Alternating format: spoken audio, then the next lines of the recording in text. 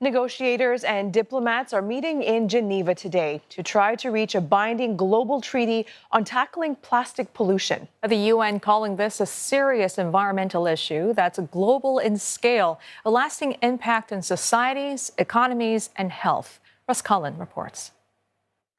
But the United Nations sees plastic pollution as a very serious international environmental problem, saying that under a business-as-usual scenario, without urgent and necessary intervention, global plastics waste could top 1.2 billion tonnes by 2060.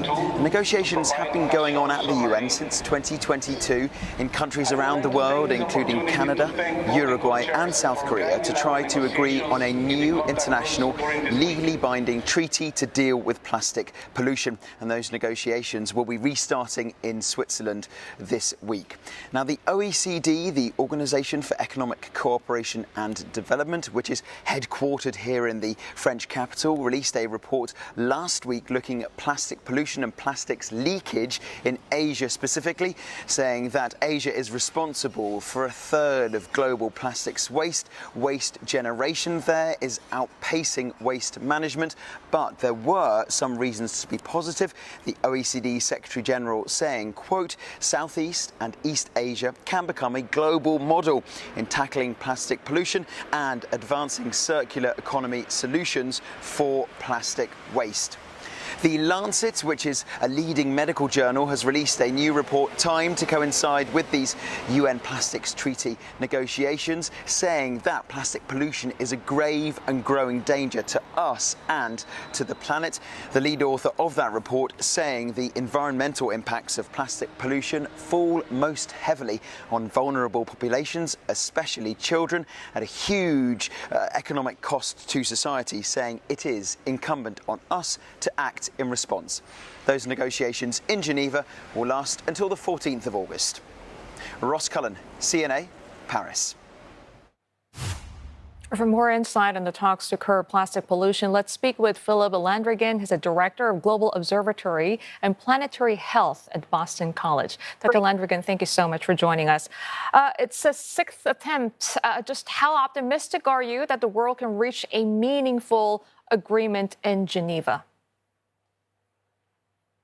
Well, if the treaty is to be meaningful, it needs to, the negotiators need to bear in mind that plastic is a serious and worsening threat to human health. And if they're going to write a treaty that protects human health, what they're going to have to build into the treaty is a cap, some kind of a limitation on global plastic production. As you said in your intro, plastic production is increasing dramatically. It's on track to triple by 2060. Plastic waste is accumulating in parallel. And unless we turn off the faucet, unless we cap plastic output, things will only get worse and impacts on health will become more serious. Dr. Landrigan, the Trump administration, it has come under fire for what some are calling its vague, its cautious position, and critics say it's simply being favorable to industry. How challenging would you say is it to reach a treaty without robust U.S. support? Certainly, if the U.S. were to support a strong treaty, the process would be easier. That said, more than 100 nations around the world, a group of nations who call themselves the High Ambition Coalition, are working diligently with science on their side to advance a treaty that will protect human health and protect the planetary environment. And the essence of their call is for a treaty that includes a cap on plastic production and a treaty that also does something about the more than 16,000 chemicals in plastic, many of which are toxic and which can leak out of plastic and get into people. As a person who's led the report about plastic pollution and health risks, can reframing plastic pollution as a public health crisis rather than just an environmental or marine issue help shift the dynamics of the negotiations? Has that argument gained traction among negotiators? We're pushing hard for the negotiators to adopt that argument. We saw a similar trend a few years ago in climate. For a long time, climate was discussed as basically an atmospheric problem, talking about molecules of CO2 in the upper atmosphere. And it was only when climate change was recast as the public health problem that it most certainly is, that policymakers and the global public really became concerned about the climate crisis. So we think that a similar pathway is what needs to be pursued here. Plastic does indeed have negative effects on human health. It causes disease, it causes disability, it causes premature death in plastic workers, in people who use plastic, in people who are exposed to plastic waste. And those health considerations, in my view, as a medical doctor, need to be front and center in the negotiations that will start tomorrow in Geneva. Can we linger on that, Doctor? Some people might think this treaty as being something very nebulous, not really applicable to their lives. But you have said plastics are grave. They're a growing and under-recognized danger to all of us here on Earth. And we have found microplastics in human tissues and bodily fluids already. So as a pediatrician, what impact are these microplastics having on children and their life cycle? Yes, well, infants in the womb during the 9 months of pregnancy and young children are particularly vulnerable to plastics and plastics chemicals.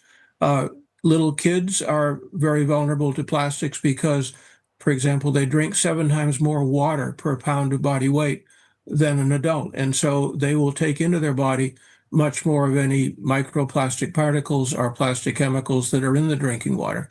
And then once plastic and plastic chemicals get into the body of a child, either during pregnancy or after birth, they can have multiple harmful effects on the child. For example, phthalates and brominated flame retardants, two widely used plastic additives, both cause brain damage in children. They reduce children's IQ. They disrupt children's behavior. Phthalates also have negative effects on development of the reproductive organs, especially in baby boys who come out with smaller reproductive organs and reduced fertility 20 years from now when they become young adult males. And finally, bisphenols, which are another widely used chemical in plastics, are toxic to the liver. They result in elevated serum cholesterol levels, which translates into increased rates of obesity, diabetes, heart disease, and stroke. So we are all at risk. This is a global problem that we're all facing it together. And that's why I truly hope that the negotiators will rise above short-term economic considerations and take a view that protects human health.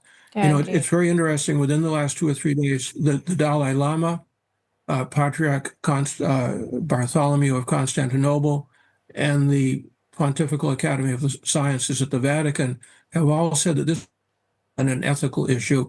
We really have to address plastic to protect human health. Yeah, certainly. A sobering reminder of the plastic's impact on human health. Thank you so much for running through that. But at the same time, doctor, industry often argues that plastics are essential for food preservation, medicine, convenience. What's your response to those who say, banning or capping plastics could undermine those benefits? Well, I would say in response to that some plastics are absolutely essential. I could not practice medicine, for example, without plastic intravenous equipment or plastic endoscopes. However, a lot of the plastic that the industry has brought on the market in the past 20 years is unnecessary single-use plastic in medical practice. Think, for example, of plastic sheets on beds or plastic gowns on nurses. Totally unnecessary. We did perfectly well 15 years ago with cotton sheets and cotton gowns. So what we need to do is we need to use our collective intelligence to separate the essential uses of plastic from the pointless and unnecessary uses of plastic, and then cap plastic production while focusing specifically on capping the output of unnecessary single-use plastics. We can do it. We know how to do it. We have controlled other forms of pollution like air pollution, like lead pollution.